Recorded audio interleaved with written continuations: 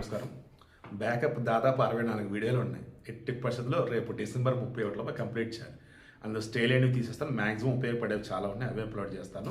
So దయచేసి 5 రోజులు ఎక్కువ వీడియోలు వస్తూ ఉంటే ఖచ్చితంగా అన్నీ అయితే చూడండి. ఇప్పుడైతే ఇది బ్రేకింగ్ న్యూస్.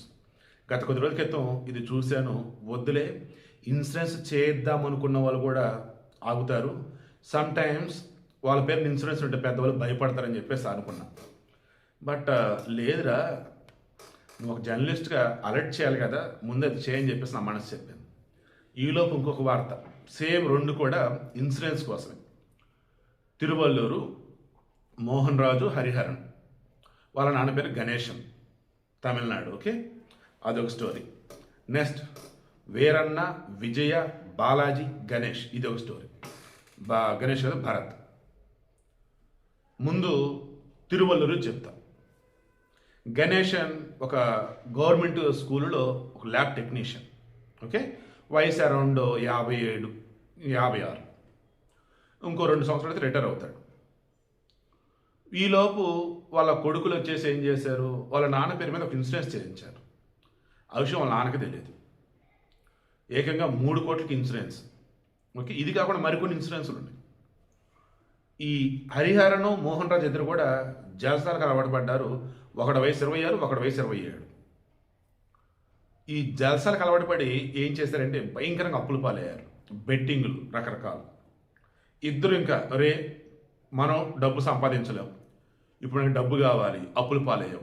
ఇక నాన్న మనకు అంత ఇవ్వడు, ఇక ఒకటే దారి. నానేటు రిటైర్మెంట్ వయసుకు వచ్చాడు కదా, ఇంకా ఆయన ఉన్నా ఒకటే లేకుండా ఒకటే కదా అన్నట్టుగా దుర్మార్గులు ఆలోచించి ఆ నాన్న అనేవాడి వల్ల ఇటు పుట్టారనే విషయం కూడా మర్చిపోయి 3 కోట్లు ఇన్సూరెన్స్ చేయించారు.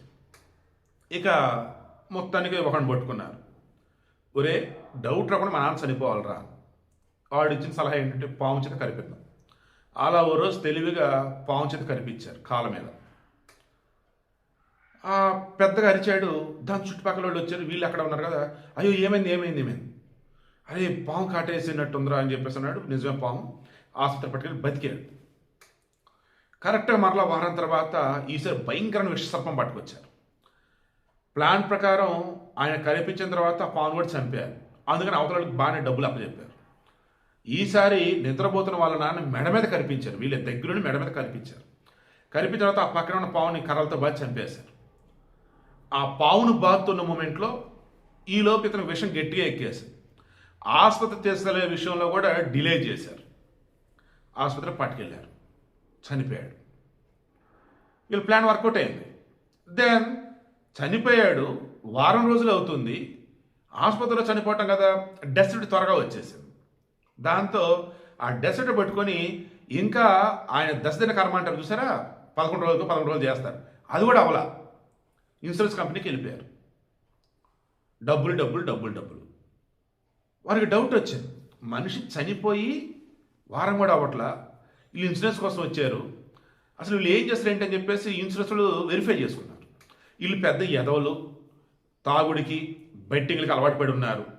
అండ్ వాళ్ళ నాన్న ఆల్రెడీ వారం క్రితం, అంటే ఒక 15 రోజుల క్రితం ఒక పాము గరిచింది, బట్ ఆయన బతికాడు. ఎగైన్ మరలా వారం క్రితం మరలా పాము చేత కనిపించారు, మరలా పాము కట్టేస్తుంది. ఏదో తేడాగా ఉంది అనిపించింది వాళ్ళకి. అనిపించిన తర్వాత ఆ చనిపోయిన వ్యక్తికి సంబంధించి మొత్తం చెక్ చేస్తే ఆయన పైన వేరే ఇన్సూరెన్స్లు కూడా ఉన్నాయి. అంటే ముందు ఈ 3 కోట్లు, ఆ తర్వాత వేరే క్లెయిమ్ చేసుకుంటారు. ఇక డౌట్ వచ్చింది. పోలీసులకి ఇన్సూరెన్స్ వాళ్ళు చెప్పున్నారు, ఇది తేడా వస్తుంది, మాకు వీళ్ళ మీద అనుమానంగా ఉంది అని. ఇక పోలీసులు వెళ్ళి విచారించారు. తెలిసింది ఏంటంటే తండ్రిని ఇన్సూరెన్స్ కోసం వీళ్ళే కాటేసి చంపించారు. అండ్ ఆ ఇన్సూరెన్స్ వాళ్ళ నాన్న కూడా తెలియకుండా వీళ్ళే కట్టారు ప్రీమియం. ఇది అక్కడ చివరికి ఏమైనా దొరికిపోయారు. నేను నెత్తున మొత్తుకొని చెప్పేది ఇదేరా, ఒరే దొరుకుతారా ఎప్పుడు తప్పు చేసినప్పుడు. నెక్స్ట్ మహబూబాద్ జిల్లా దగ్గర కేసముద్రం, ఇది నేను జరిగింది. వీరన్న విజయ భార్యాభర్తలు. ఈ విజయ్కి బాలాజీ అనేవాడితో ఇల్లీగల్ అఫైర్. ఇక వీళ్ళు ఏం చేశారు, భరత్ అని ఒక ఆర్ఎంపీని పట్టుకున్నారు. ఈ ఆర్ఎంపీతో డీల్ మాట్లాడుకున్నారు. ఇదిగో వీరన్న పేరు ఇన్సూరెన్స్ కట్టించారు.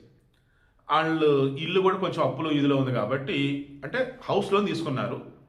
మెయిన్ పర్సన్ ఎవరైతే ఉన్నారో అతను కనుక చనిపోతే ఆ హౌస్ లోన్లోనే ఒక ఇన్సూరెన్స్ అనేది ఉంటుంది. దాని ప్రకారం వాళ్ళు క్లెయిమ్ చేసుకుంటారు. హౌస్ అనేది ఇంక ఉండిపోయింది. సో ఇప్పుడు వీడు చావాలి, చనిపడితే ఇల్లు నా సొంతం కావాలి, మరలా డబ్బులు ఎక్కువ రావాలి. అలా ఈ భరత్ అనేవాడు, బాలాజీ, విజయ్ ముగ్గురు కలిసి స్కెచ్ చేసుకున్నారు. ఇక దాని ప్రకారం ఓ రోజు వీరన్నని చంపాలని డిసైడ్ అయ్యారు. అది నిన్న చంపారు. మనిషిని ఘోరంగా రాడ్డు పెట్టి కొట్టి ఆ తర్వాత దగ్గరలో ఉండే ఒక తండా దగ్గర బండి మీద నుంచి పడిపోయినట్టుగా క్రియేట్ చేసిన సీన్ అంతా. అరే పలానా బాడీ ఇక్కడ ఉందరా అంటే వీరన్న, అయ్యో వీరన్నదా? ఆ విషయం విజయ్ తెలిసింది. అయ్యో నా మొగుడు చనిపోయాడా చంపేశారా ఏంటి ఘోరం ఆద్య నిద్ర హడావిడి చేసింది. అంత పాపం నమ్మారు. అంచనాలన్నీ జరిగినాయి. తీరా క్రాస్ చెక్ చేస్తున్నప్పుడు నేను గతంలో మీకు చాలాసార్లు చెప్పాను, అనుమానాస్పదంగా భర్త చనిపోయినా ఫస్ట్ భార్యనే క్వశ్చన్ చేస్తుంది గవర్నమెంట్ పోలీసులు. ఒకవేళ భార్య కదా ఆయన చనిపోయినా భర్తనే క్వశ్చన్ చేస్తుంది పోలీసులు. అసలు ఘోరంగా ఉండేది క్వశ్చన్ స్టైల్ అయితే మీకు తెలియదు. అసలు ఎలాగంటే వామ్మో నేనే చేశానయ్యా అంటారు. ఏది నువ్వేం చెయ్యకపోయినా కానీ. ఓకే, ఈవెన్ పిల్లలకి ఏదైనా అయితే తల్లిదండ్రులు క్వశ్చన్ చేస్తారు. ఈ విషయం నేను మీకు బాగా ఎక్స్ప్లెయిన్ చేశాను సరే, కొంతమందికి అర్థం కాదు. Okay, let it be. ఇక విచారణ చేసినప్పుడు తెలిసింది ఏంటి పోలీసులకి, ఈ విజయ్కి ఈ బాలాజీ నోడితే ఇల్లీగల్ అఫేర్ ఉందని అర్థమైంది. మొత్తానికి ఏదో తేడా కొడుతుందని చెప్పి క్రాస్ చెక్ చేస్తే అగైన్ ఇతని పేరు మీద రీసెంట్గా ఇన్సూరెన్స్ చేయించారు. అది కథ. సో హౌస్ లోన్ కట్టకుండా ఇల్లు ఏం వశం అవ్వాలి అంటే ఇంటి వాడు చచ్చిపోవాలి. అండ్ వాడు చనిపోతున్నాడు కాబట్టి ఇన్సూరెన్స్ కడదాం, వచ్చిన డబ్బులతో ఎంజాయ్ చేద్దాం జీవితాంతం అని చెప్పేసి అనుకుంది, చంపేపించింది. ఇక్కడ దొరికేశారు. ఇన్సూరెన్స్ ఒరే ఎవరికన్నా కడుతున్నారంటే దాని అర్థం ఏంట్రా? వారి తర్వాత ఉన్నోళ్ళు బాగుపడాలనే కదరా. మరి అట్లాంటిది వారిని చంపి తీసుకోవటం ఏంట్రా? సేమ్ అతడు సినిమాలో డైలాగ్ చెప్తారా? ఇప్పుడు శివారెడ్డిని చంపితే నువ్వు హంతగా పోతావు, శివారెడ్డి చనిపోతే నువ్వు సీఎం అవుతావు. ఇంత చిన్న లాజిక్ అలా మిస్ అయ్యని చెప్పి ప్రకాష్ రాజు అంటాడు కోట శ్రీనివాసరావు. మళ్ళీ అదే చెప్తాను, ఒక పదవి నీకు రావాలి, బట్ నీకన్నా ముందు ఒకడు ఉన్నాడు, వాడు చనిపోతే అది నీకు వచ్చింది, వాడిని చంపితే నీకు వచ్చింది, కానీ నువ్వు జైలుకి వెళ్తావు, హంతకుడు పోతావు. బయట కూడా ఇదే ప్రతిరోజు ఎక్కడో చోట మనం ఇటువంటి వింటూనే ఉన్నాం, చూస్తూనే ఉన్నాం. ఆన్సర్ రిపీట్ అవుతుంది, మరలా జరుగుతుంది. అంటే లోపం ఎక్కడ?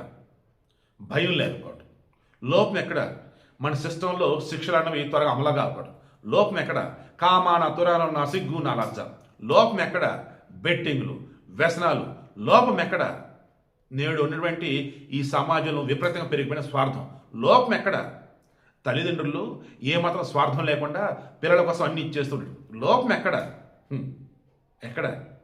మన ఆలోచనలో, మన మనసులో. అవునా కాదా?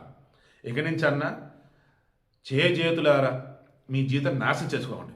అత్యాసపోయేనా ఆశైనా ఏదైనా మనది కానిది మనకొద్దు.